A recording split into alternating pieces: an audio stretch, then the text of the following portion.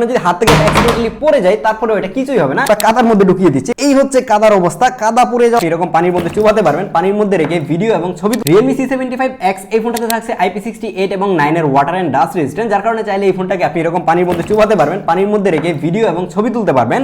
তার পাশাপাশি এটা পানি থেকে তুলে আপনি চাইলে কিন্তু ইউজ করতে পারবেন। টাচটা খুব ঠিকঠাক ভাবেই কাজ করে, কোনো ধরনের প্রবলেম ফেস করতে হবে না। এখন আমরা নিয়ে আসছি হচ্ছে কাদামাটি, আর এখন কাদামাটির সাথে দেখবো যে এই ফোনটা কাদামাটির সাথে কতক্ষণ সার্ভাইভ করে থাকতে পারে। এখন কাদামাটির সাথে এটাকে মাখামাখি করবো, এখন এটাকে আমরা কাদার মধ্যে ঢুকিয়ে দিচ্ছি। এই হচ্ছে কাদার অবস্থা, কাদা পড়ে যাওয়ার পরেও দেখেন যে এই ফোনটা কিন্তু এখন পর্যন্ত ঠিকঠাক ভাবে কাজ করতেছে, কোন ধরনের প্রবলেম কিন্তু এখনো ফেস করে নাই। এই ফোনটাকে আমরা এখন ক্লিন করবো ওয়াটার গান দিয়ে, হাই প্রেসারে এটার মধ্যে পানি দিয়ে দেখবো যে এটার মধ্যে পানি ঢুকে কিনা। দাঁড়ান এখানে শেষ না, এই ফোনটা কিন্তু খুবই ডিউরেবল, যার কারণে যদি হাত থেকে অ্যাক্সিডেন্টালি পড়ে যায় তারপরে এটা কিছুই হবে না।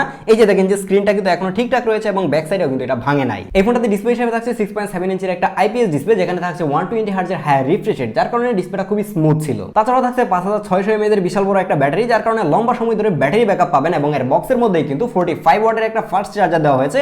এই চার্জার দিয়ে খুবই ফাস্ট এই ফোনটাকে চার্জ করে ফেলা যায়।